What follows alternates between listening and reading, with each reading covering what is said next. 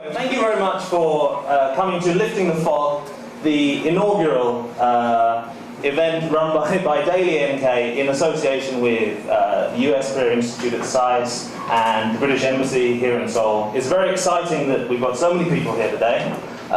We've got two fantastic speakers lined up to talk about their work. We've got Professor Lankov, Andrei Lankov, who requires no introduction, and Curtis Melvin, who is making his first visit to South Korea. So we're very excited that he's here and able to share with us some of the things he's learned over many years of analysing satellite imagery of North Korea. But before we do any of those things, there's going to be a few words from me in a second. But first and foremost, I'd like to introduce President Park In-ho of Daily NK, the president of Daily NK, who's going to share a few words with you before we begin anything else.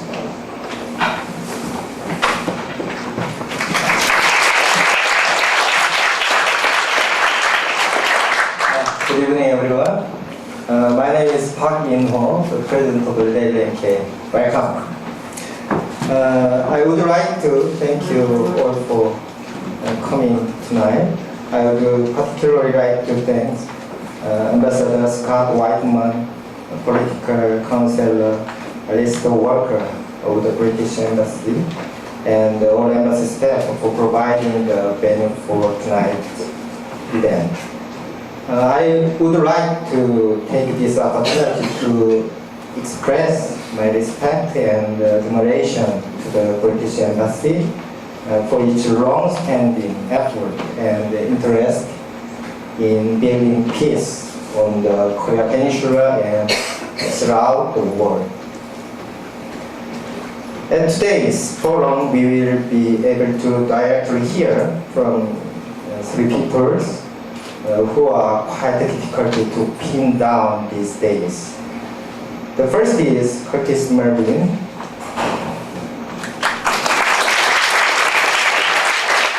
Researcher at the U.S Korea Institute at Hopkins SAIS. He is an expert who has the capacity to view changes occurring in North Korea through satellite images. In academia, we are serious about North Korea bound. Anyone can come forward with evidence that cannot be disproved. Even the South Korean experts who are confident that they know best about North Korean issues are taking a strong interest in the findings of these researchers. Professor of Kookmin University, Andrei Lankov, comes from a very unique background. He was born in the former Soviet Union under original socialism, and he directly experienced life in both North and South Korea. He receives praise for his astonishing insight, not only from international North Korean experts, but also from North Korean defectors. Christopher Green is our very own manager of international affairs at Daily NK. He is an exceptional Englishman, as he not only understands the North Korea accent, but even North Korea political slogans in Chinese characters. This day, it's hard to have an opportunity like this to meet with him as he is doing his PhD at Cambridge. We have invited you here today to discuss changes happening in North Korea today. Some people see North Korea through the narrative of nuclear weapons and rockets. Other people guess at North Korea's future by looking at China. There are many others who are convinced that they can fully grasp North Korea if only they understand the plan of Kim Jong-un. However, today, we can get a view into North Korea via the 24 million North Korean citizens who live in North Korea itself. What do they long for? How do they go about their lives? And finally, how is North Korea changing? Through the North Korean people, we can guess at the future of North Korean society. We only have limited time, so we can only have a limited debate. However, I'm convinced that the three people will leave a deep impression on you. Finally, please accept this invitation to stay connected to the LNK in order to ensure its sustainability. I would like to express my gratitude to all of you once again for attending. Thank you.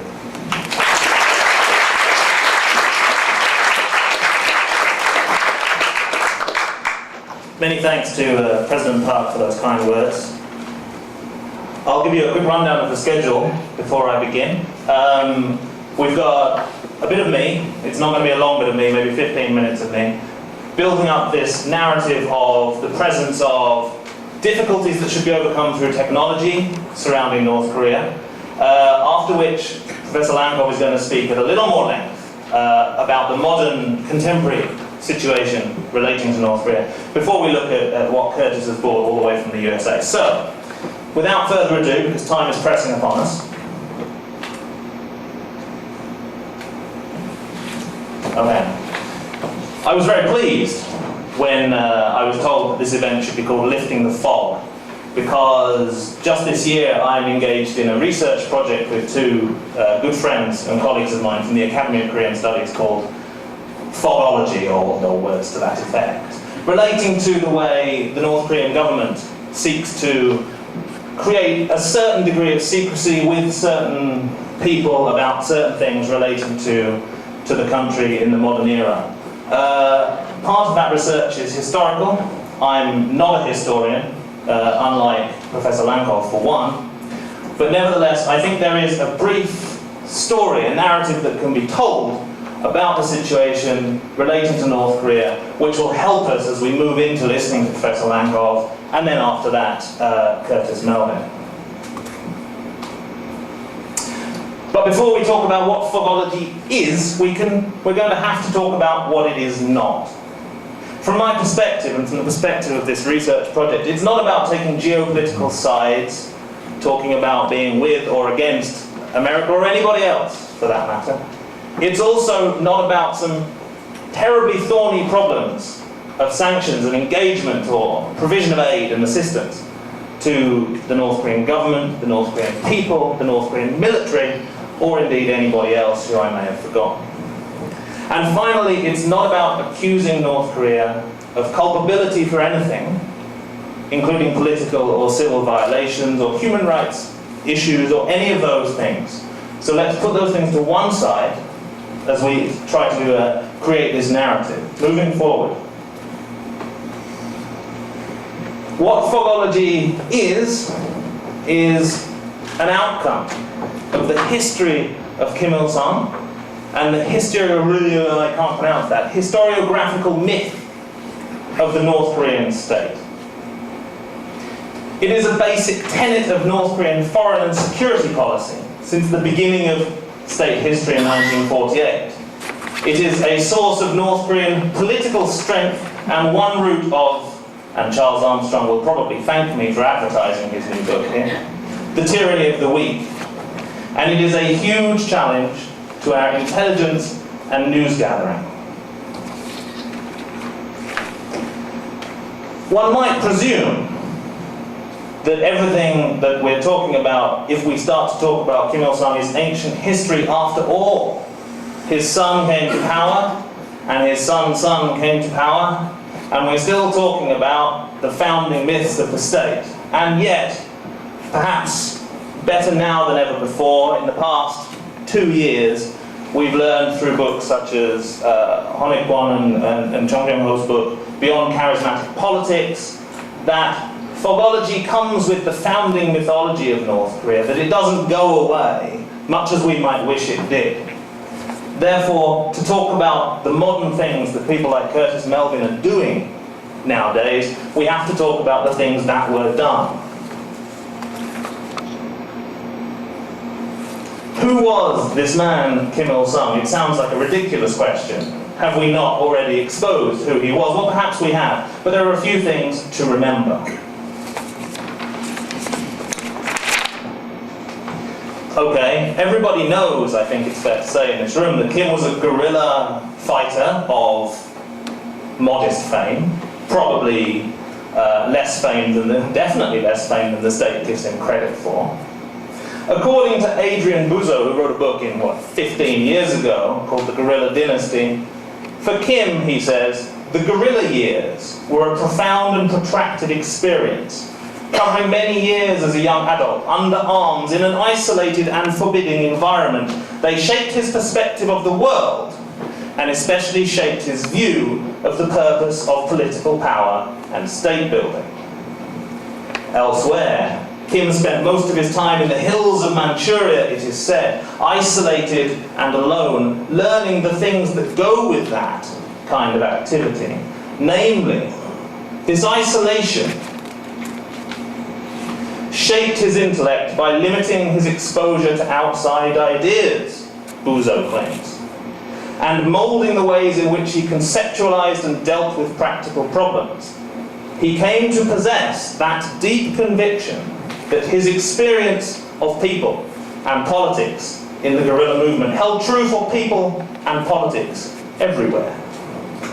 It is possible, it may even be reasonable, to talk about the role of the counterparties in the war, the Korean War of 1950 to 53. But the point that I'm trying to make is that some things about Kim Il-sung's personality and Kim Il-sung's history predate the Korean War, and while one shouldn't necessarily try to avoid responsibility of any one party in that war, there is a long history of attempting secrecy or fog on the part of the North Korean state that is derived from its founding myths. That is my point. According to Sun Tzu, who wrote The Art of War many years ago, and I'm forced to assume, though I don't have documentary proof of this, that Kim Il-sung came into contact with that text at some point during his formative years. It states there are 5 essentials for victory. It says, number 1, he will win who knows when to fight and when not to fight. Number 2, he will win who knows how to handle superior and inferior forces. Number 3, he will win whose army is animated by the same spirit throughout its ranks. 4, he will win who, prepared himself, waits to take the enemy unprepared. And 5, he will win who has military capacity and is not interfered with by the sovereign. Numbers 1 to 4, I think, are more pertinent to the story of North Korea. But we should bear in mind that these are some tenets which served well many East Asian guerrillas, and I have no reason to believe that Kim was not one of them. Kim Jong-il, meanwhile, and I was talking about this with Professor Lankov just the other day, inherited the mantle of all of these things and became, as it were, a master fogologist. He inherited the legacy of the guerrilla warfare and the fog of war that went with that. Whether he inherited the truth of those legacies doesn't really matter, because he inherited the myth of those legacies, and that's what actually counts in North Korea, the truth not necessarily being the most relevant part of the story. And from there, I would argue, with 2 pieces of evidence, Kim Jong-il, if not Kim Il-sung, made the concept of fog state policy. How am I to prove this, you might ask?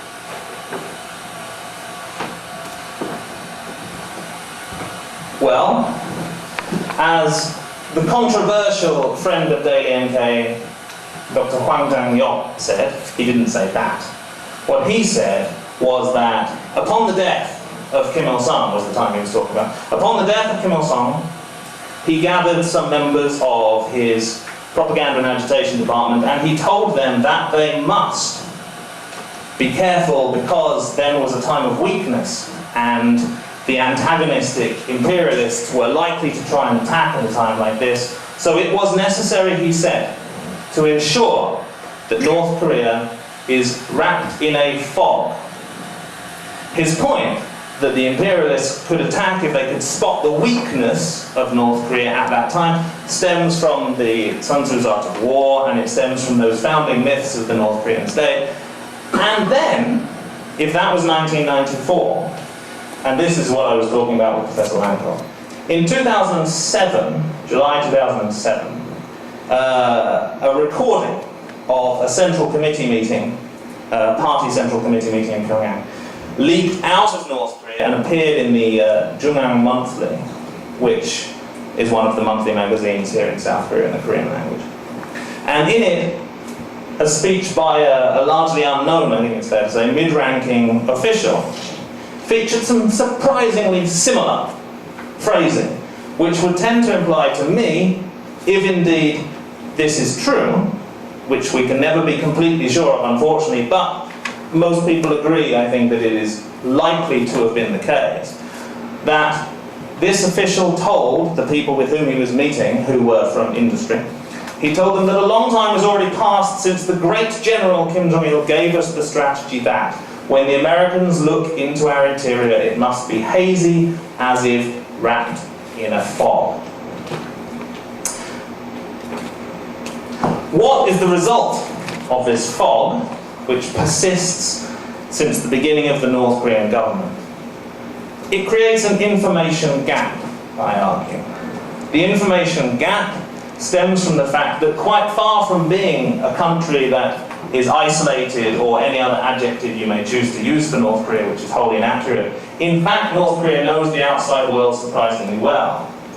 Whereas the outside world is still lacking in data points on North Korea, which creates a cycle of problems. North Korea knows the outside world, so North Korea strategizes based on its acquired knowledge.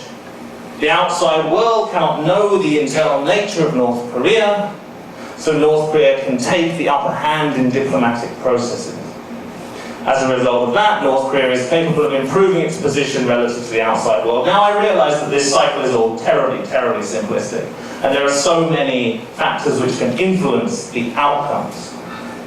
But, as a simple model, my point simply is that by using fog, deliberate attempts to obfuscate the reality inside North Korea is able to create geopolitical advantage for itself. Now, whether it can actually act on this geopolitical advantage is an open question. But that does not mean it cannot try to create that geopolitical advantage. As a result of this, we struggle to know North Korea, but nowadays, I think it is fair to say that everyone here will agree, we know North Korea a little better, or indeed maybe a lot better, than we did back at the time of Kim Il-sung's passing in 1994. Part of this, indeed a great deal of this, is due to people like Professor Lankov, who went to Pyongyang in 1989 and learned many things and has been analysing North Korea to great effect ever since, and Curtis Melvin, who sits in his office far, far away and learns things that we have no hope of learning any other way. And of course, from Daily NK and organisations like it, which have been working in Daily NK's case for 8 years to get information that the North Korean government would prefer to put under its veil of fog into the public domain. That is why, in the modern era, I believe that the fog that lingers over North Korea is beginning to lift. And we should presumably all be grateful for this outcome, because it allows us to understand better this interesting but very difficult and troubled country. To return to The Art of War, Sun Tzu mentions, foreknowledge cannot be gotten from ghosts and spirits, cannot be had by analogy, cannot be found out by calculation, it must be obtained from people who know the conditions of the enemy. This, of course, ignore the word enemy, I don't want to use the word enemy. That's the art of war. This is a different art, but nevertheless, This is how we are able to find information out about North Korea, is by asking North Korean people. But to this, maybe we can add one more thing. Not only should we ask North Korean people, but we should also look at their satellite images. And from there, maybe we can finally begin to create something remotely approaching a full picture of what North Korea really is becoming. Now, I said that my speech was going to be relatively short, and it has been. Now we're going to, right on time, 7:25, we're going to talk to Professor Lankov, or rather Professor Lankov is going to talk to us. So I think if you give a big hand for Professor Lankov.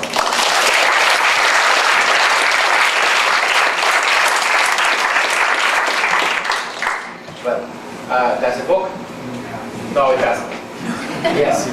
So somebody, you give me back the mic. Otherwise, I will be just yelling because it's not a really big room. I'm used to much larger audiences.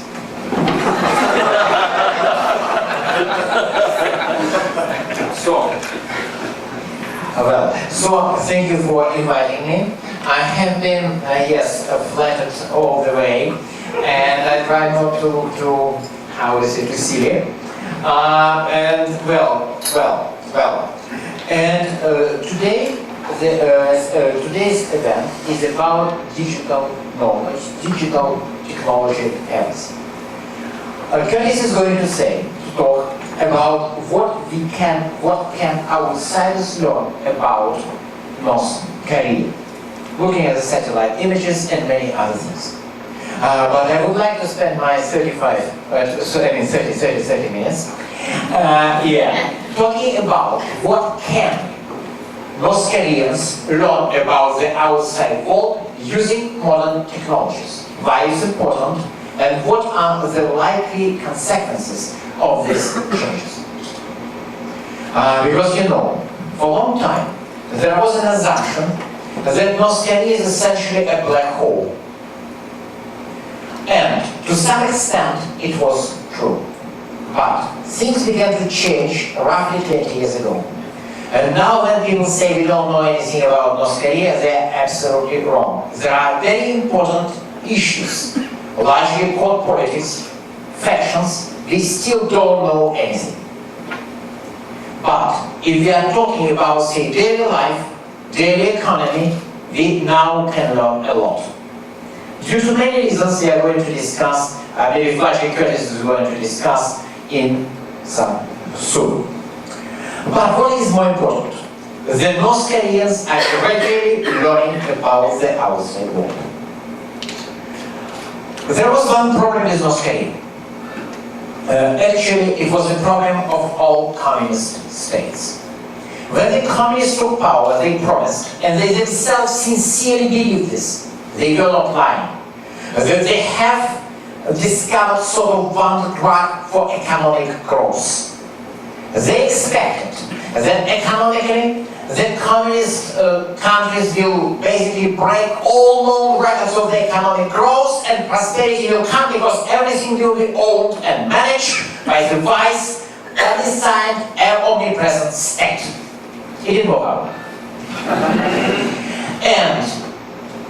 But there was one problem related to all communist regimes, and in North Korea in particular. Sometimes North Korea is now described as a cult state, religious state. Well, there might be some truth in this assumption. But if you look at the historical roots of the North Korean ideology, it's basically a rational ideology going back to the European Enlightenment. It sounds really strange, but the modern kind of Western kind of liberal democracy or social democracy, they are cousins which we share here. Maybe second cousins.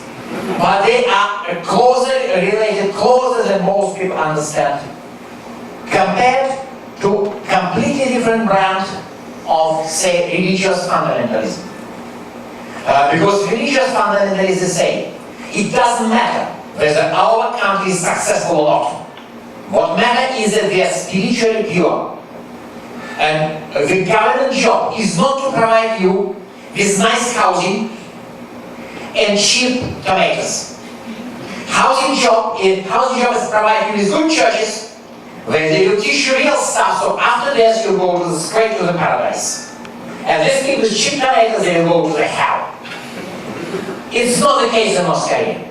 In North Korea, the basic claim for legitimacy has always been founded on the statement, we know how to make better life in this world.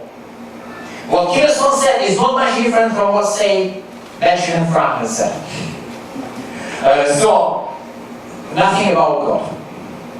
Of course, you can say that it's about greater kind of goal of the nation, so we can do sacrifice, we can postpone the happiness, but the assumption is that we know how to make successful, powerful economy, and success is determined according to the normal, universal standards of modernity.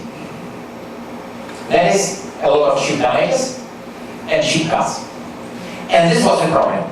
Communists discovered, much to their surprise, that they were not delivering what they promised. And what they sincerely believed, they would deliver.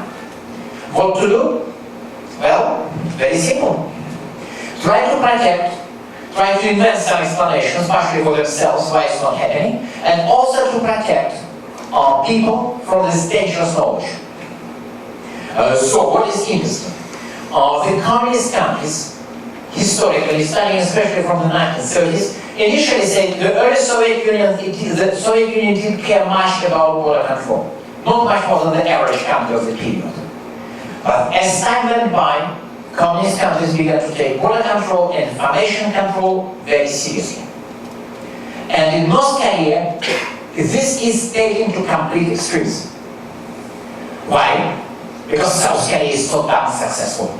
Because it speaks the same language, and because it has, depending whom you believe, per capita GDP 15 to 40 times higher than North Korea, and I never tired of repeating and reminding this is the largest gap in per capita GDP between two countries which share land border worldwide.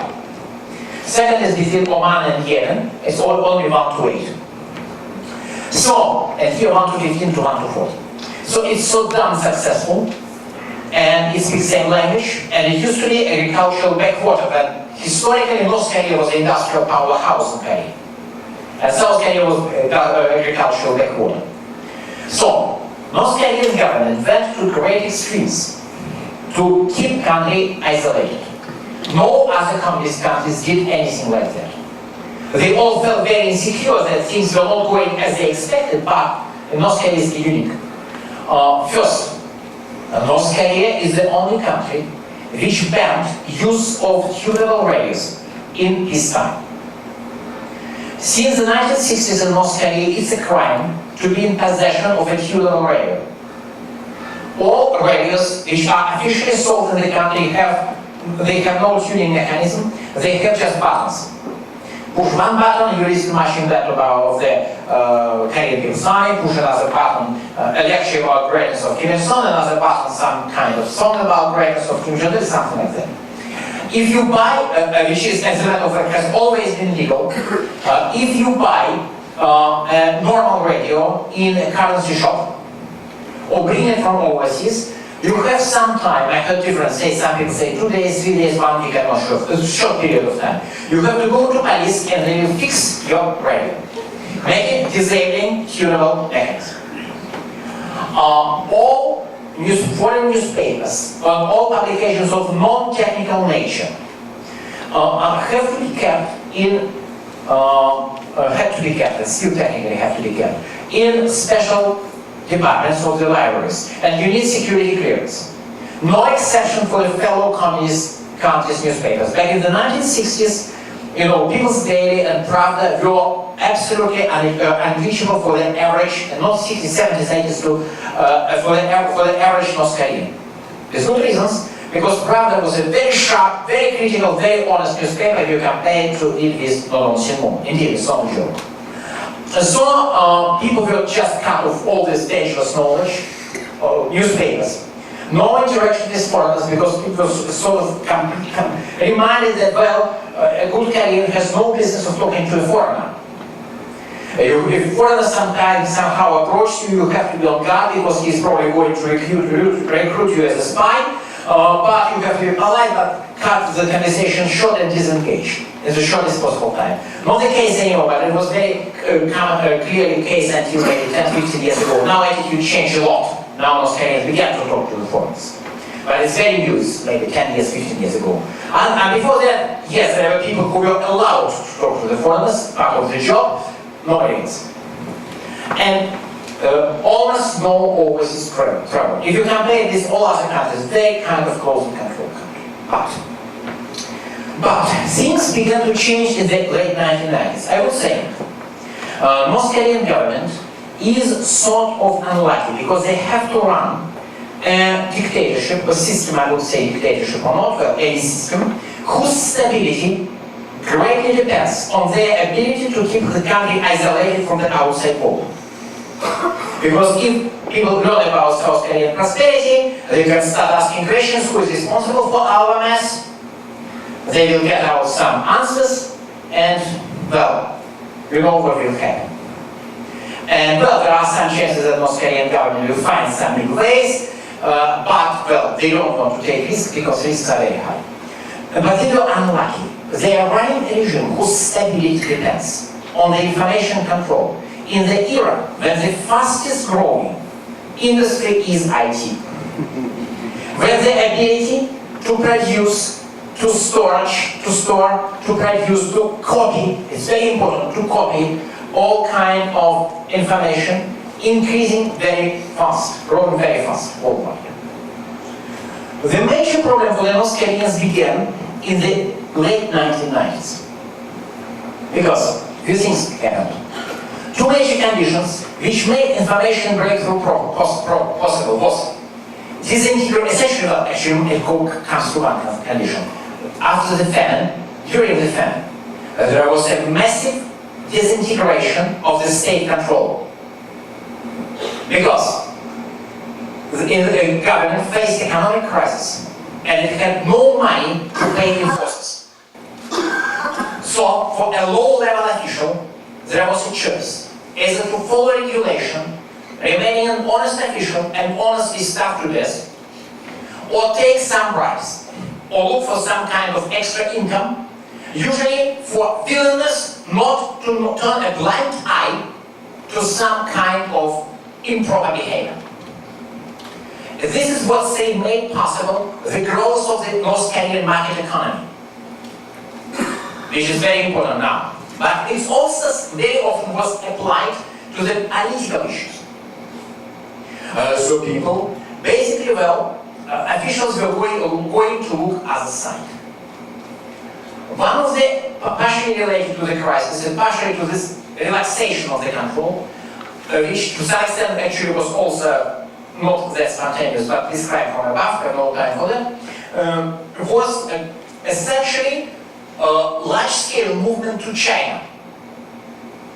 From the mid-1990s and until roughly a couple of years ago, let's say 95 to 2010, for 15 years, border between North Korea and China was essentially open. It's not open anymore. It's not completely closed, but it's much more closed now. But it began to change, began just recently. You could go to China and back. At some point in the late 1990s, roughly 200,000 North Korean illegal migrants were in China. They went to China, they went back. They went to China largely to make money, but they also came back with news, stories, rumors, and technology. And the first breakthrough was, of course, videotape recorder. Videotape recorders were around in North Korea since roughly 1990. But, so you could buy it if you had $200. And the average income in North Korea, well, depends how you count, $5, $10, maybe $15 a month. So it was, equivalent to a 2 annual income of the average North Korean family, maybe 1 annual income. Too expensive. But in the late 1990s, first second-hand used videotape recorders, and then DVD players starting from roughly 2002, 2003, began to be smuggled and officially sold to North Korea. And what is remarkable, the South Korean government did not ban use of DVD players, unlike tunable radios. It's legal to have a DVD player in your home. Completely legal. Official assumption is that you buy it to watch biopics of the leader and his family members. Actually, you buy it to watch all kinds of things. Say Hong Kong martial arts movies, Indian melodramas, Bollywood melodramas, and if you are seriously brave, South Korean stuff.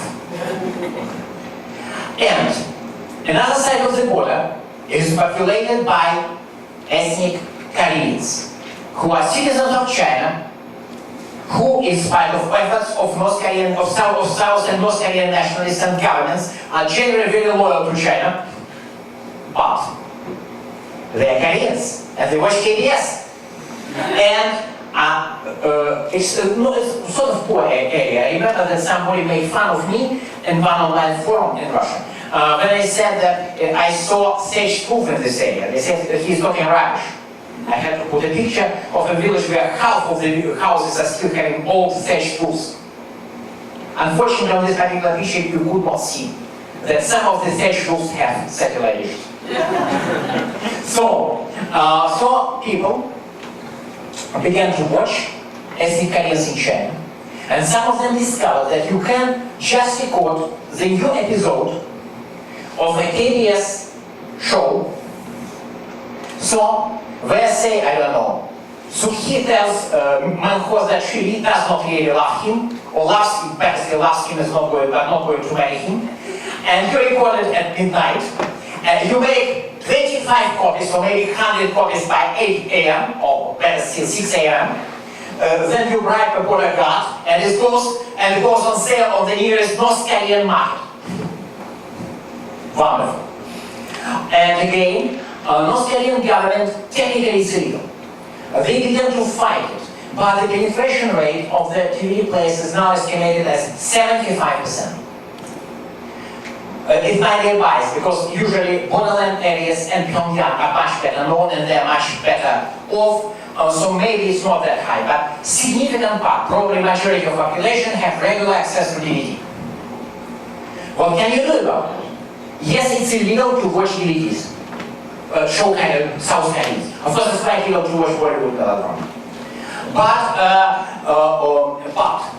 it's illegal to watch this type of things. However, problem is that what can you do when first most of the officials are watching it anyway, and they are quite corrupt, and it's not really seen as a great deal. So I know, it was about 10 years ago when all this boom just began around 2005. There was a case when they discovered a ring of young people, basically in their early 20s, who were just smuggling the stuff from China, making good money. Boxes, 500 DVDs in each box. It was discovered in the city of Busan. What happened? Well, because most of these people were well connected from rich, successful families, as a black market operators with a lot of money, or local officials with a lot of power. Most of them were just they just let them go. Some people were very short-sighted. So people began to learn. Again, you can get in trouble if you watch it, if you're unlucky. But the risks are relatively small. And the picture is very attractive. And what do they see? Of course, they don't buy wholesale the message. Because they know that their North Korean movies usually provide us with grossly exaggerated picture of living standards in North Korea. And they expect it to be universal. So when they watch South Korean movie, they don't necessarily believe, as far as I understand, they usually don't believe that the average South Korean family would have a private car. Because it's beyond their imagination. Being rich means eating pure rice every day, but not a car. But they see cityscape. They see bridges. They see high-rise buildings. And they understand that you cannot fake it. Possibly. So people are beginning to guess that South Korea is doing very, very well. They still underappreciate the scale of the gap, but they know that the gap is scale. And this is the problem. second part of that issue is, of course, computers. Computers which are, which began to, there is a kind of assumption about North Korea. That North Korea is a destitute state, if you like, an African country with very cold weather. Not exactly. You should not forget that North Korea has essentially 100% literacy rate. That it had life expectancy very close to 70 years, the average life expectancy in Earth, which is very high for such a poor country. And then this is a country which has, roughly 3/4 of all population live in cities, very high urbanization rate. We should not forget about it. Because starting from maybe 8 years ago, 10 years ago, computers began to spread in North Korea as well. Of course, North Koreans decided that internet is a bad idea. The North Korean government, of course. So they created their own analog nationwide intranet, Kookmin network. I'm not sure right now, until recently, you could not subscribe from your home. You had to be an institutional subscriber. For a brief while it was possible, then something happened and it was bad. So you have to be an institutional subscriber. But at least it's possible they have subscribers, and in a school, in a high school, in a rather large city, you are most likely to have access to this internet, which is a bit like the World Wide Web, but only Korean and only ideologically healthy stuff. And they even upload some sites from the World Wide Web to Kookmin network. They check it, there is a Pyongyang computer center, they check the content, if they say it's good, well, it can go. But anyway, they have, what is more important, however, even without internet connection, computer is a powerful information dissemination machine. They try to make something, and there is a great number of computers in North Korea, much more than most people expect. Usually it's cheap second-hand computers who are bought from China. And if you go to the North Korean markets, which are flourishing in all major cities near the checkpoints along the border, near the customs, you will see that there is a great number of computer shops. And when you ask what people are buying it for, well, basically you can buy a used Japanese notebook or kind of Chinese notebook for $100. Good quality. And when I ask why are they buying it, they say of course they buy it to watch South Korean movies and playing games and do word processing. 3 major reasons. So, but the problem is that this is also information dissemination machine. Government tries to do something about it. They created a special subdivision within the security police whose task is to make random check of computers. Every computer has to be registered. And if you have a computer at home, at any given time, at random, police can come to your house and check what is on the hard disk drive. Well, don't ask about search warrant, because as a matter of fact, it's a duty of North Korean police and low-level officials to conduct random searches of every given house a few times a year. So apart from your scope. Anyway, so and if you have computer, they would check it. The problem is, however, that computer, these officials from the police, they are not particularly motivated. And if you have enough money, you can just ensure that they will not be excessively enthusiastic about their job. And people who they have to deal with are usually teenagers. And then you can imagine, a 45-year-old guy who was taught something about computers in a kind of crash course in 2 months, and a teenager, well, you probably know who is going to outsmart whom. So, they have and they also try to regulate, so they control this various degree of success, sale of empty DVDs. Blank CD, blank DVDs. They try now to control USB, because they're beginning to realize that USB is also very dangerous. But things are, this information is spreading. From their point of view, there is another problem too. Radios. They all go to radio. Because radios are becoming dangerously small. When the old regulations were first introduced in the mid-1960s, radios were huge boxes. Now they are tiny. So you could not hide an old Wolf radio. Now you can easily hide a tunable radio. So there is also a number of people who are smuggling radios. But there seems to be a difference in attitude. People who are watching DVDs, they're usually common people, common Ajumas and Ajusis, who are not very interested in the politics or ideology. They just want to, have a good story. So, she loves him, she loves her, but cannot marry him, what will happen in the next episode. And there are stories which might be atypical. That for very popular dramas, they get episode essentially becomes kind of widely discussed in 48 hours after being broadcast here. True or not, I don't know, but maybe it's exaggeration, but I heard it a number of times. If you are more political kind of computer, yes, this type of people. Plus, computer is a status symbol. Having computer, as I said, computer at home is increasingly common. Well, it's a bit like, I'm not sure where the audience comes from. Let's say an expensive European car on a driveway of an American house.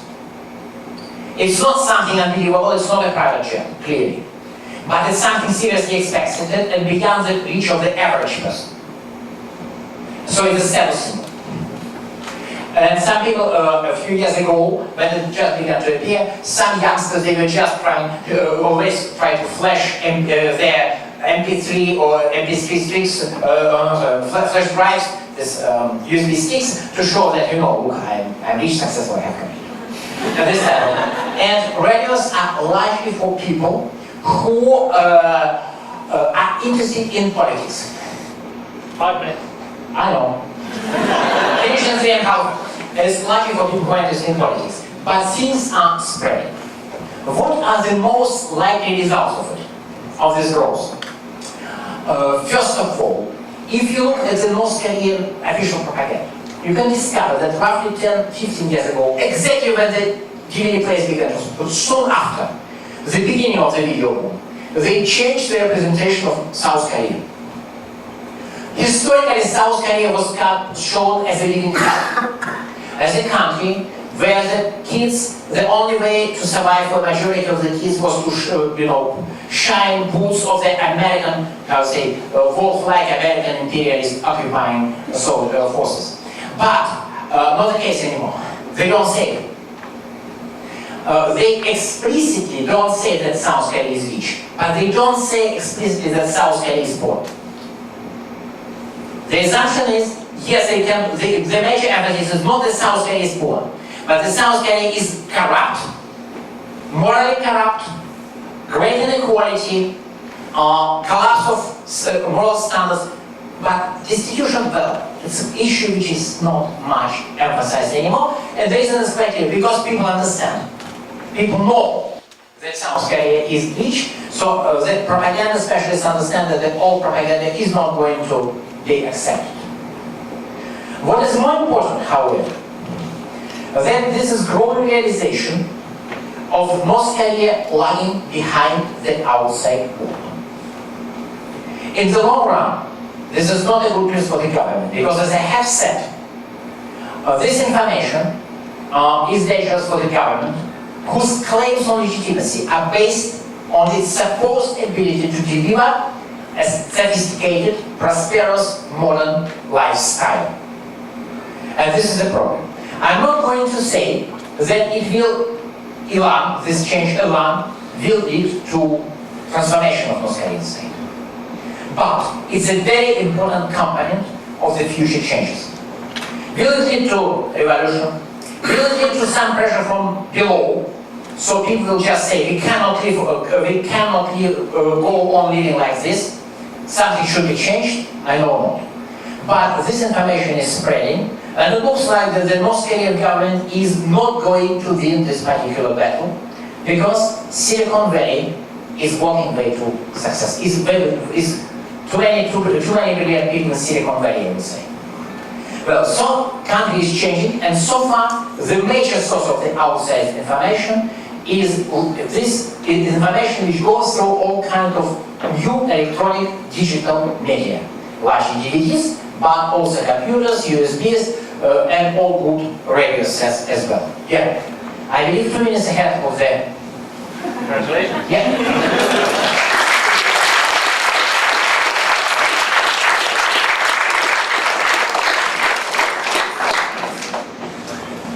All right, thanks guys. Unlike my esteemed colleagues up here, I actually don't give a lot of these talks, and I'm willing to admit that this is the largest group before.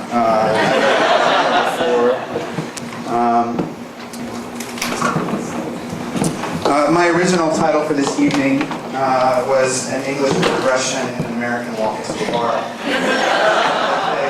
They rejected that title. My name is Curtis Melvin. I am working at the U.S. Korea Institute at Johns Hopkins to work on the satellite mapping project. I'm an economist by training, after visiting North Korea in 2004 and 2005, I've really felt that this technology has opened up a new window for us to learn about the country, where we can glean insights that otherwise are not available. So this is sort of what I look at every day. The last time this was published was in 2009, and it's very old and it's embarrassing to me now. But sort of have a menu on the side here where you can pick what industry you want to look at. So you can push a button and see the electricity grid light up. You can push a button and see a giant list of middle schools or even noodle restaurants. And you can push a button and see the entire North Korean railway system with all the train stations in English and Korean. So it's fairly dynamic. I've also been working very hard to map out North Korea's administrative borders. So if you noticed, Google actually has terrible administrative data. And so using primarily North Korean sources and interviews with North Korean defectors, I've worked to get sort of the precise border between the Guyok in the city and the Tong in the Guyok. And that's fairly tedious because you have to sit down and argue with these old women about where the drawings used to be. It's like arguing with an old Italian grandmother sometimes. And then this is just to give you a sense of the paucity of kind of traditional information you would get from North Korea. My computer screen's really busy here, and I've got public transport. I even have some underground tunnels in Pyongyang. And all sorts of offices and factories and blah, blah, blah. And when you go to North Korea, this is what they give you. And it's not very helpful, it's not dynamic, it's not interactive. And this area right here is the Workers' Party area. It's the center of the government, and it's not even on the map. So, the sources I use North Korean media. A lot of South Koreans are shocked that I can read Rodon Sinmun and watch North Korean Central Television the next morning after the broadcast in Washington, but we have no restrictions on that, and that makes it much easier to do this. I could not do this if I lived here. I also have access to historical maps, declassified reports from the National Archives. Also, because I run a web page and historically a lot of kind of nerdy North Korean people read it, they're happy to pass on information that they discover as well. So here's sort of an example of a crowdsourcing success. Several years ago, Kim Jong-il visited the KPA Unit 586, which is the Reconnaissance Bureau. And you can sort of see the outline of the buildings in the background and some monuments over here. And I was looking all over for this and I couldn't find it, so I just said on my webpage one day, does anyone know where this is? And sure enough, someone found it. And this has happened more than once. Particularly with the military units, because they don't say what province it's in usually. You have to look at some other clues and kind of figure it out. So other people have been very helpful in narrowing these places down. Several years ago, there was a secret Burmese military delegation that went to North Korea and to purchase equipment. And someone on the Burmese side leaked the photos, and he was subsequently executed. But we were able to use the photos to track out every single place that the delegation visited. And so I had this photo, and I was going through Pyongyang, and I thought this was it. And so one of my friends, who was a tourist, actually went and drove by that building and was able to confirm for me that that's what it was. And here is, this is just a hand-drawn picture from Jung, who was a North Korean defector. He drew this map of this area. This is where the Japanese Red Army Go hijackers lived when they arrived in Pyongyang. And so he drew this really terrible map, and it took me forever to find it because they published it upside down from the way it actually is in real life. And this is normal when you're talking to people who used to live there, is that sometimes their orientation north and south and the relative space between different locations is entirely wrong. So why is this cool stuff? Because we can verify official data, defective testimony, and other research. This satellite imagery is a good check on what people say. We can identify trends that are not reported through other channels. So these are things I'll touch on: cell phone coverage, growth of markets, production capacities, housing development, blah, blah, blah. And then, this is a really kind of dumb technology right now. Ideally, I would like to put all this stuff into a database so you can query it and pull out statistics. Which counties or areas have the most electricity, which areas don't have this or have that, and you can get these data-driven empirics from that. So, Orascom, the Egyptian firm, has built a fairly large cell phone network in North Korea. They used to regularly report how many people were subscribing and what the coverage is, but they were the only source. Now they do not regularly. They spun off the section of the company that was part of Orascom, and now those numbers don't show up in their shareholder reports anymore. But they occasionally leak this stuff to the media. Satellite imagery is a great way to see what the progress is on the cell phone towers, because we have no other way of seeing exactly what the trends are, who has access or not. They do have nationwide coverage. It primarily follows along the main railway and highway arteries, which you should expect. It's also not very dense, which it sort of limits the 3G functionality of the cell phones. So for instance, on your phones here, you can do some sort of location service that would tell you where you are or something. But you need 3 cell phone towers to do that. It's called triangulation. You need 3 towers to pinpoint a single location. But none of the cell phone towers, at least outside of the cities, are densely packed enough to do that kind of work.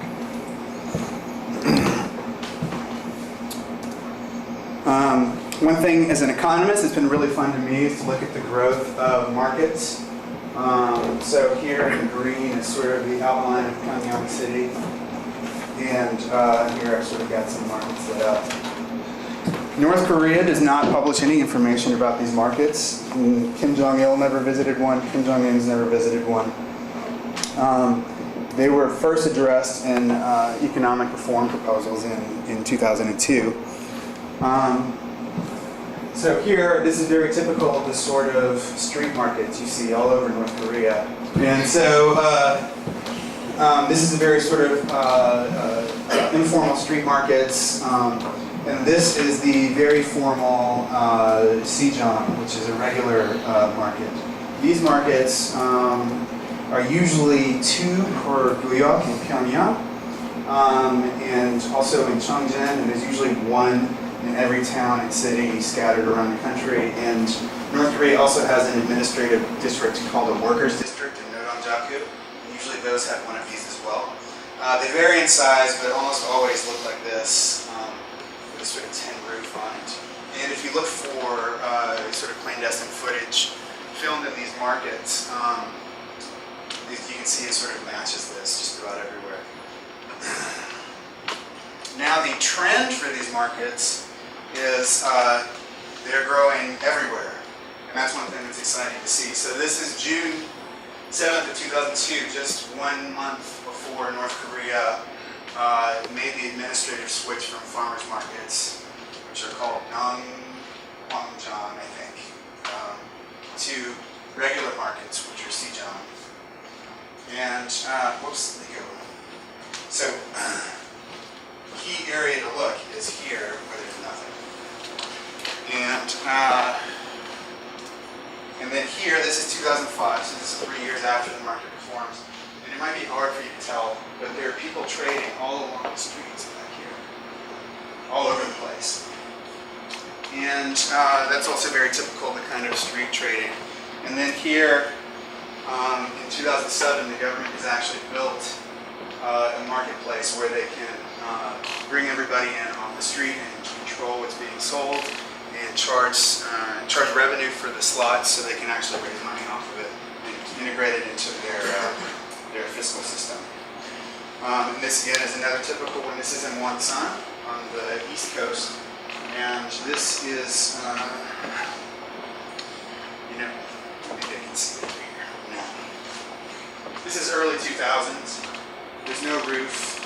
People just trading out here. And this is now, or this year. And they've also expanded it about 50%. Adding on to there.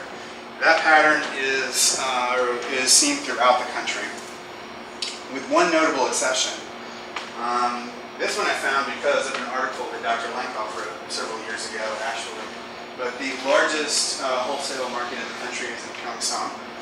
And it's an enormous facility. This actually doesn't do it any justice. It was the largest wholesale market because you needed a special permit to get into Pyongyang. Most vendors couldn't get this permit.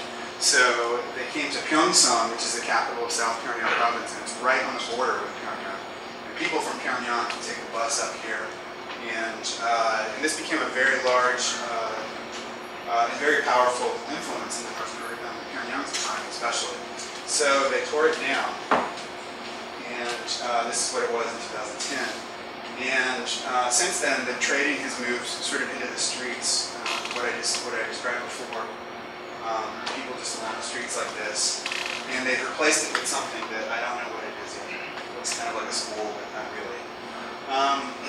So whatever they've done there has almost certainly had a big impact on the local economy, and a huge fiscal impact on the budget too, because they pushed all those market vendors out. And this is another kind of interesting one. It's not quite as sad. This is the Cheongnam market in Siniju. It was there even during the time of Japanese imperialism. And this is the market right here. And it's in 2002, so it's a little over 10 years ago. And so here in 2004, we can see that it's basically doubled in size, where they've expanded it so much. And not only has the market doubled in size, but it doesn't fit everybody. You can see people trading all around here, and all up and down the roads here. And this is an important market for dealing with imports from China as well. This is the first market that goods would reach when they come in from China. And then here, the roof has been upgraded in 2009. And then this one kind of scared me when I saw it. This is a 2012 image. And I was like, well, they tore it down. They tore down one of the oldest markets in the city. And this is actually going to be a skate park. They're building these sorts of skate parks and water slide parks all over the country and all of the provincial capitals right now. And so this is like a big deal. They built like 10 of these in Pyongyang. So I thought that they had just gotten rid of the whole thing, but they didn't. They actually moved it out of the downtown area out to here, where they expanded it even further. And some things you can do that are kind of fun, which I didn't do tonight, is you can measure the you can measure the size here and then say, okay, the square yardage is this. Let's assume a certain number of people per square yard or per amount, and then you can estimate how many people can fit in there.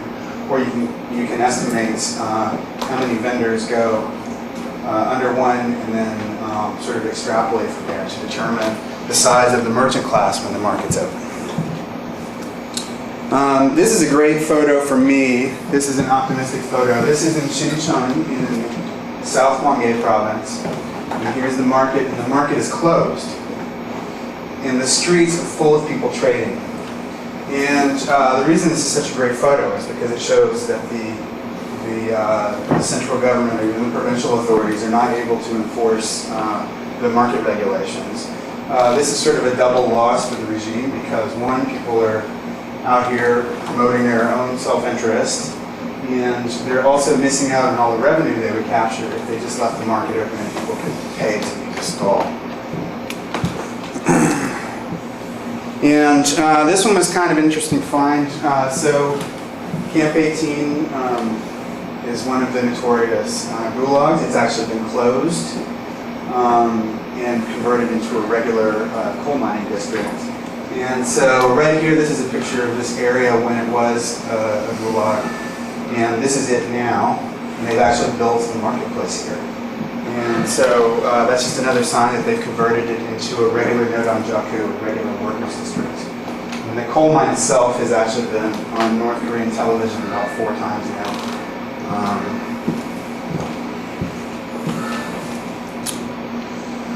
Some other stuff that's going on that I don't want to focus too much on is they're doing a lot of renovation of their state-owned factories. This is much more prevalent under Kim Jong-il in the lead up to 2012. But Kim Jong-un seems to have moved from renovating old workhorses of the Kim Il-sung economy to promoting more sort of light industry, entertainment value, high visibility goods for people. And he hasn't so much focused on economic guidance. This is another famous fertilizer factory that's been renovated. The notorious February 8th Vinalong complex. One thing about this, I was really surprised they would waste the money to renovate this thing because it makes Vinalong, which has no export value. But someone told me that when they visited it, they have basically one production line that makes Vinalong that they can turn on when they want to or need to, but mostly it makes sort of plastic things and useful things that people can buy. One thing I've been following fairly closely over the years is residential construction in Pyongyang. This is sort of downtown central district area. Back in 2011, they tore all these houses down and rebuilt some modern high-rises, and then this year they've been doing this area last year. And so these are where the new housing complexes are. They've also added some new, did it make it on here? Yeah, so right here, this is the Workers' Party compound. So here's the Russian embassy. And the North Koreans built this building so that the Russians couldn't see what was going on down there. But this is who's a Kim Op lives in here, and I think some other people. But they're adding new apartment buildings in this area. So people are moving in. So this is a place that you won't recognize. Do any of you watch the North Korean news or see any pictures or anything? So we've got one anonymous. If we raise our hands. Oh, I see. Okay, so on North Korean television and in the news and everything for the last month, they've been going on and on and on about this new scientist housing. And it was just recently renamed the Yunha Scientist Street. Before that, it was just called New Apartment Housing. This is the area in 2000. This is one of the cool things you can do with satellite imagery. Because you can sort of layer it so you can see the changes over time. So this is 2010. And I thought they were building a runway here, but I was wrong. Because this particular area in Pyongyang is pretty sensitive. And there is no runway anywhere, so I thought maybe they decided to do that, but I was wrong. So this right here is what it looks like now.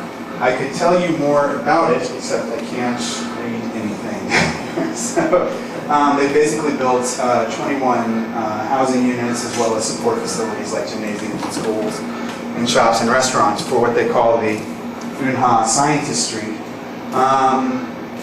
This is sort of a gilded cage area, I think, though, because they never refer to it in public, but this is actually for rocket scientists. This is where it is right here. This is Yongcheon-guyok in northern Pyongyang, and it's literally right down the road from the Launch Command Center. And over here is the Second Academy of Natural Sciences, where they work on this stuff too. Actually, all of Yongcheon-guyok has all sorts of crazy stuff in it. But this is something you wouldn't know from just looking at the news. Here you have to actually see where it is in Pyongyang to get a true sense of what kinds of scientists are actually living there. This is nowhere near any of the top 4 civilian research centers in the country, the National Academy of Sciences and the first Natural Science Academy over in Minjong District. And Kim Il-sung University and Kimchak University are in downtown Pyongyang, and they have their own scientist residencies already. Another thing that's been very interesting is North Korea's central bank. In the old Kim Il-sung economy, the central bank was a key institution or organization because it acted sort of like a treasury department and the capital markets, and combined function of the capitalist economy. So state-owned enterprises received all of their financing capital from the state budget. So the cabinet handed over the accounts to the central bank, and then the central bank managed all of the fund transfers between the state-owned enterprises. And so the state-owned enterprises never handled any cash except for once a month when they paid their employees, or were supposed to pay their employees. Since the arduous march and grassroots capitalism, the August 3rd movement, North Korea's state-owned enterprises now have retained earnings, and workers also have savings now. So the central bank and people work outside of their formal jobs. So the central bank's influence is actually waned severely under the Kim Jong-il regime. But their small building was torn down, and now they're getting an enormous new building. And it's like 15 or 20 stories. I haven't been able to tell exactly yet. On the bank of the Taedong River. And so this huge new building makes me think, like, what new functions are they going to be carrying out? Are they getting a lot more staff? Are they seeing their influence increase? And I don't have an answer for that.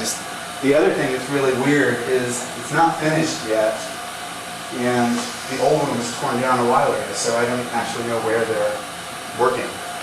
Right? Nobody does, and none of that's ever been mentioned by the North Korean media at all. And this is brand new.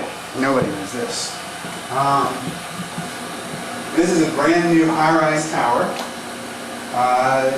I'm told by someone who just saw it that it looks like it was built in China, maybe by a Chinese crew, because it wasn't the normal sort of sloppy North Korean concrete management thing they do. And it is going up in downtown Pyongyang, right next to the Changwon-san Hotel. It is one of the tallest skyscrapers in the downtown area, and it is the Northeast Asia Bank, which is one of Jang Sung-taek's banks. The previous Northeast Asia Bank was in a very small building behind the insurance company. And all of a sudden they've gone from a very small facility to this one. So that says something very interesting about where Jang Sung-taek sees his financial future, anyway. We'll sort of gloss over this, but North Korea has been doing its own version of agricultural reform that is not the way the Chinese do it.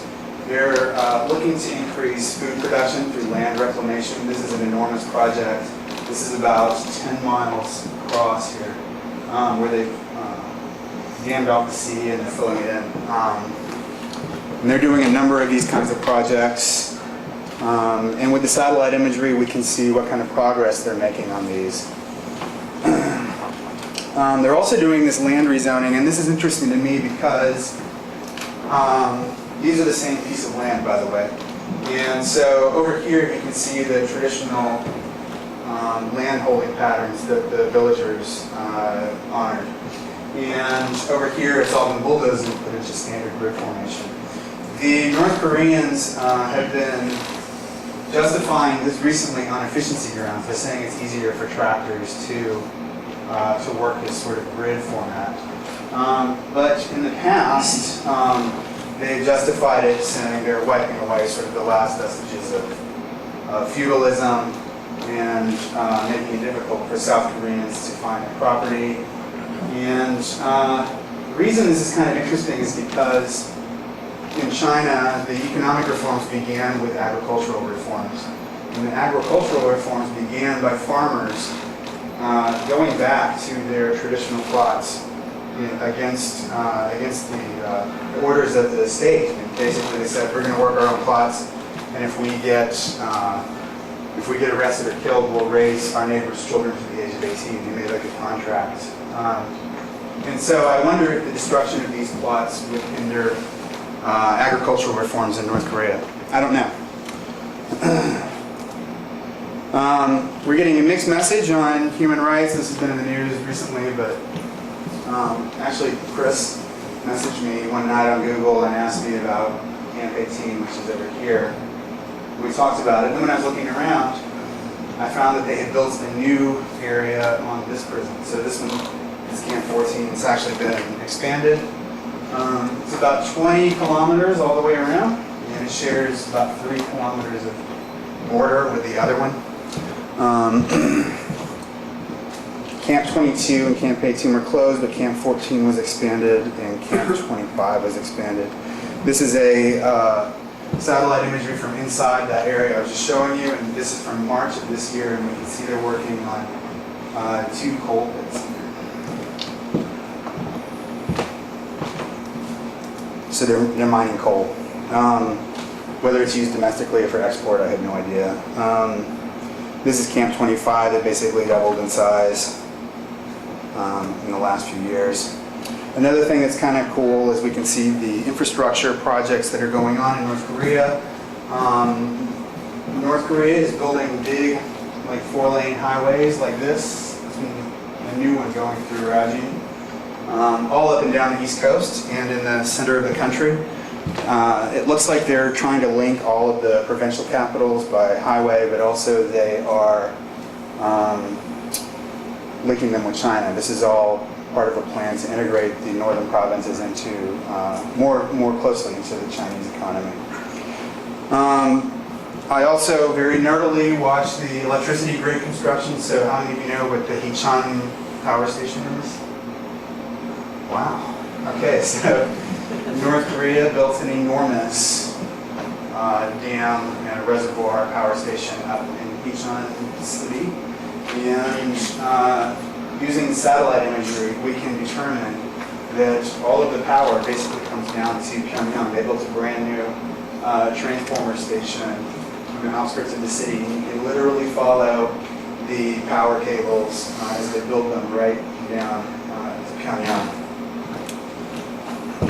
They've had some problems with it, and apparently it's not producing power like they thought it would.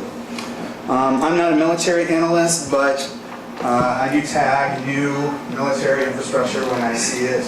And so North Korea has been building some hardened artillery positions and revetments on the West Sea, and especially around Yeonpyeong-do, and that's still ongoing. Another thing that's kind of cool to watch is the growth of mining in North Korea. Over the last 7 years, I've counted about 80 new mines. And the North Koreans, frankly, don't have the capital to do that. This is Chinese investment. The number one investor there is Chinese state-owned mining companies. And the number one export from North Korea is unprocessed natural raw materials. It's unprocessed because nobody wants to process it there. And so this one is in Nampo. These are just some other cool ways that people are using satellite imagery. People have done a lot of work with deforestation. North Korea, I think, was getting UN money to protect some area, and they had a lot in there. I can't remember the specifics, but these are some cool things you can do. And another urban economist did this very cool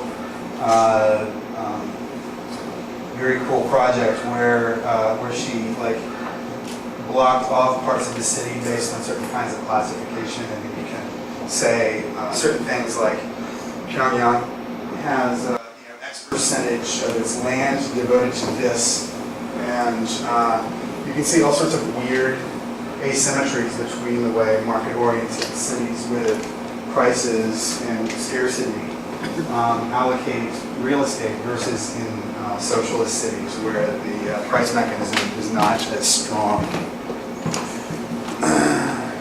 And so anyway, I would like to do more stuff like this with even more refined data. And so this is my last slide because it's kind of fun and interesting. It says a lot, again, in a simple picture. This is the Ponghwa Clinic in Hwasong-guyok in Pyongyang. It's a very special clinic, and you have to be, I think, a vice director in the Workers' Party, maybe, because there might be higher level, but you've got to be high to get in there. And here we can see over the last few years, it's essentially doubled in size. And this is sort of a great snapshot of what was happening to the party leadership in North Korea. Right, they're getting old, and they need more medical facilities. And so it's just sort of the kinds of insights you can get from these pictures. So anyway, that's it. I hope it was interesting.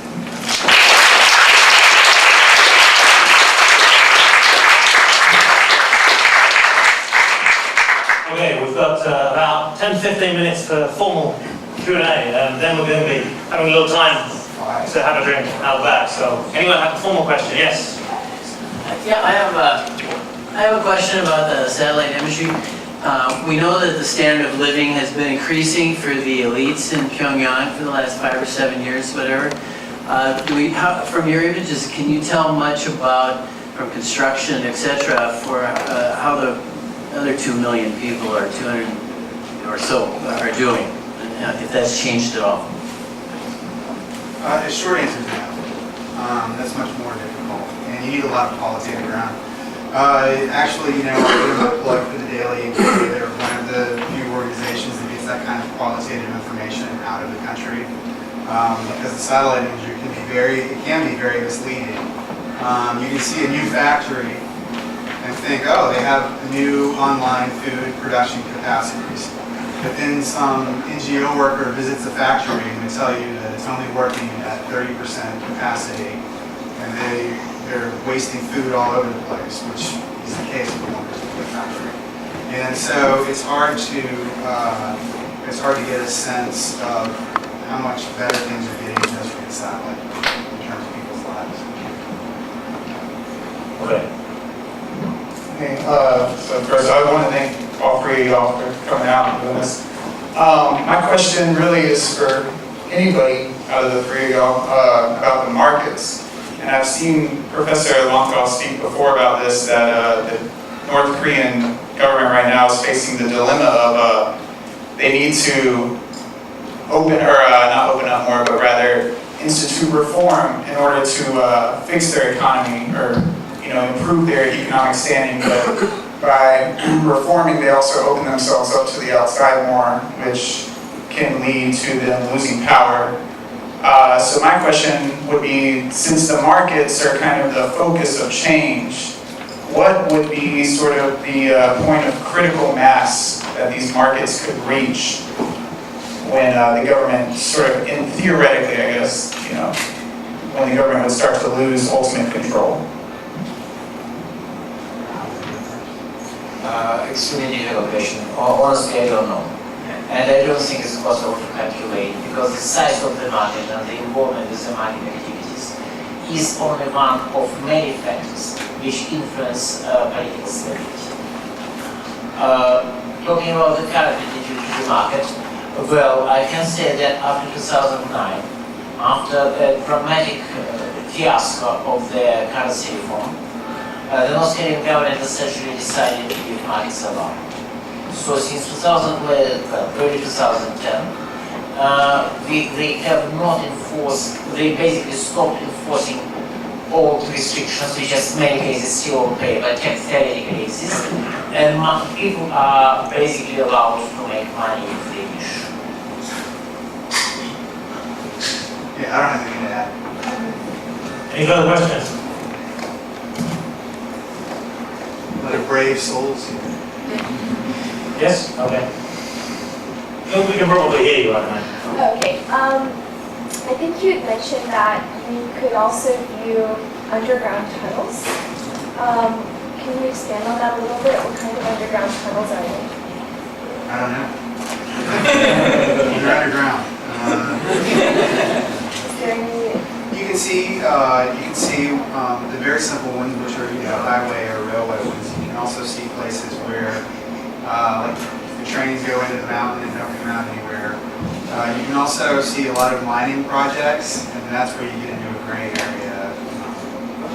So that's what you need human intelligence for.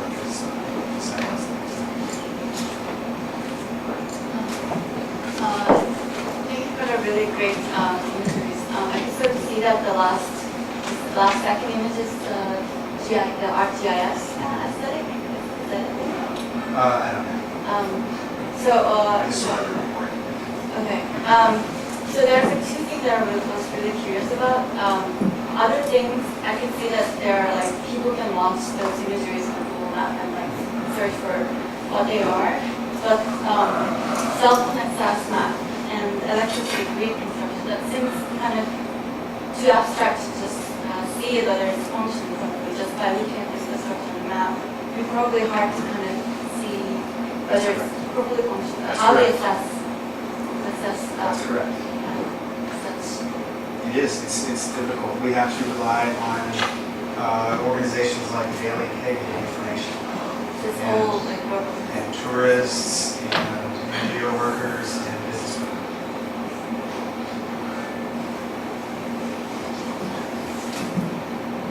About decentralized images, did you entirely use Google Earth, or do you use some other? The institute where I'm employed would buy satellite imagery as well, but everything for years.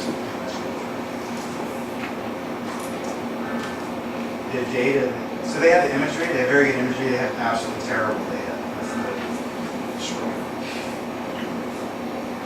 Any further questions? Yeah. You hear a lot about the illegal or black markets and their prevalence in North Korea. But from the satellite imagery, there seem to be markets that the government is actually building for the populace. So how does that fit in with the growth of the black markets in North Korea? So there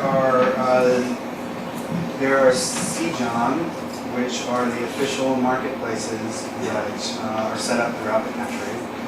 All of the workers in those markets are bona fide sellers with papers, and they pay money for the slot that they are selling in.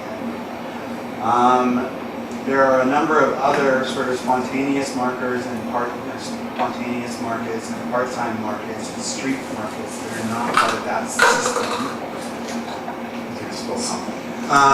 They're not part of that system. And so I do think people are sort of sloppy when they talk about the growth of markets in North Korea, because there is a large legal market sector in North Korea. And then there's more unauthorized transactions that take place in other areas. And the markets don't have to be a place, right? I mean, black markets are anywhere that two people want to conduct an exchange that's not authorized.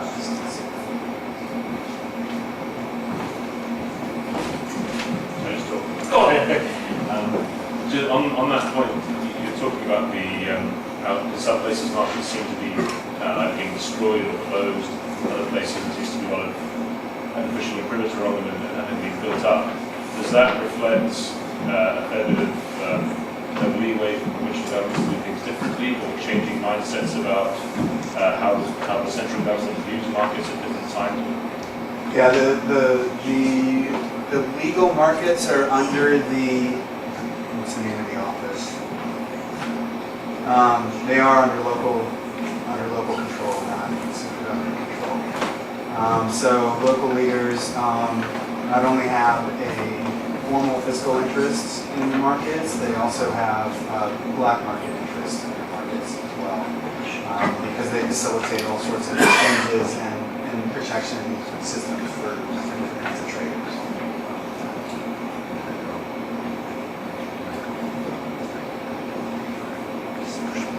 It's just when I think we can go to the bar. I'll ask you at the bar. Okay, is it possible to tell from the satellite images which places are more marketized than others? Can you tell how many? I understand this sounds like a silly question, but can you tell how many? Given the population level in a certain place, can you tell how many, as a rough percentage, how marketized a place is? You could do that. You could take the UN census data and then look at their population numbers and then measure how many people could fit into some market and make some kind of ratio or something like that. But you don't really need to do that. As Professor Lankov said, North Korea is a highly urbanized economy. All you got to do is look where the people are. That's where the markets are. If you look at the satellite imagery of all the cities, you will basically see mostly empty streets. There's just not a lot going on. And when you find the marketplaces, that's where everybody is outside. And it's not difficult at all to see that. And in the countryside, there's nobody there, so there's not much happening. What's being sold at these markets? Is stuff coming in from China or other countries? Professor Lankov said the border is sometimes open, sometimes closed. Because it's not important whether the border is open or closed for illegal trade. Because it looks like smuggling is just a relatively minor part in all these operations. Yes, you are right, most of the goods are coming from China. Well, people say 90%, 95% or so are Chinese. There are some items which are from South Korea or Japan. Technically, in order to play safe, you are supposed to rip off the South Korean labels. But well, if you get some kind of something where the label is ripped off, well, it means it's from South Korea and it's quite valuable.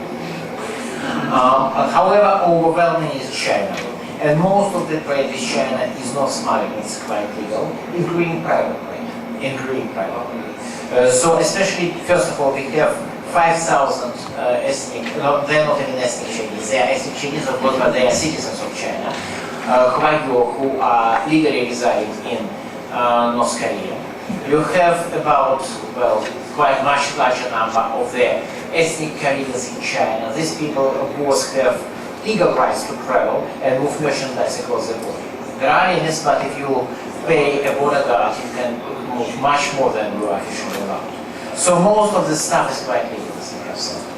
Most of this trade is not smuggling. You are smuggling, drugs, you are smuggling Korean-era antiques, you are smuggling, deer meat or some kind of herbal stuff. But if you are just selling, coal to China, and some people are privately selling coal in large quantities, and importing, say, Chinese running shoes, it's quite legal.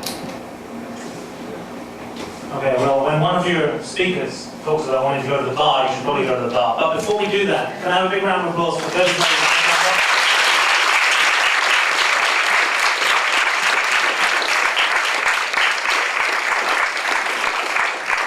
And a round of applause preemptively for these guys who are about to serve you drinks all at the same time.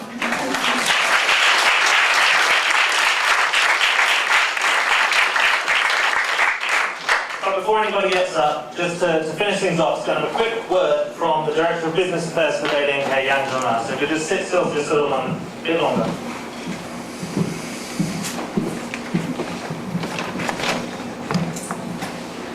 Good evening.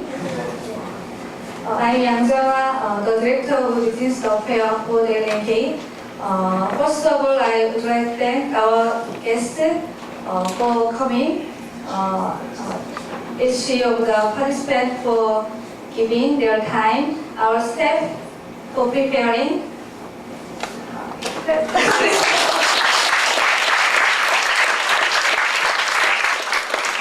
And the British Embassy for helping to arrange this event. Increasing international interest in changes in North Korea, in which has brought us to this special moment. That interest is one major outcome of delegates' work to gather information from inside North Korea. And revealing the invisible world of North Korea to the outside world. Yeah.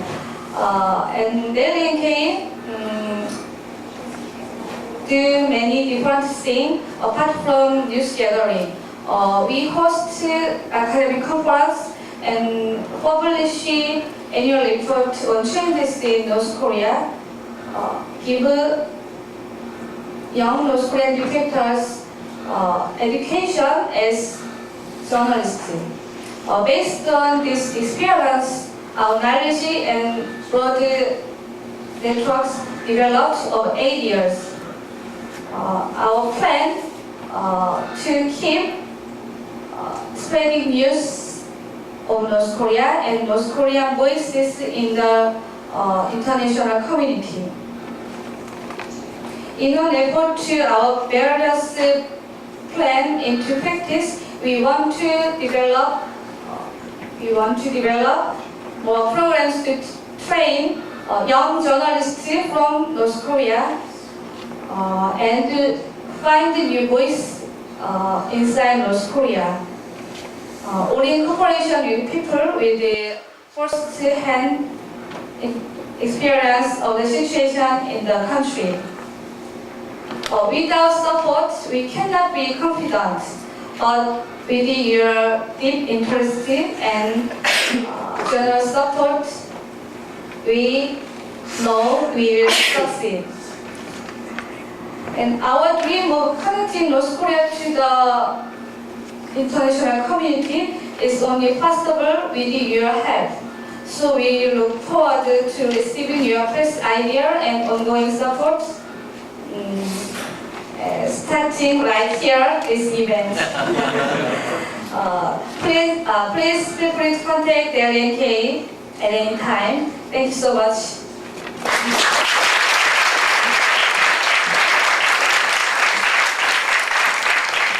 Okay, and Curtis and Professor Lankov are going to remain with us, so if you have any further questions you want to ask personally, then feel free. You'll be able to find them somewhere in here in the coming moments. Thank you very much.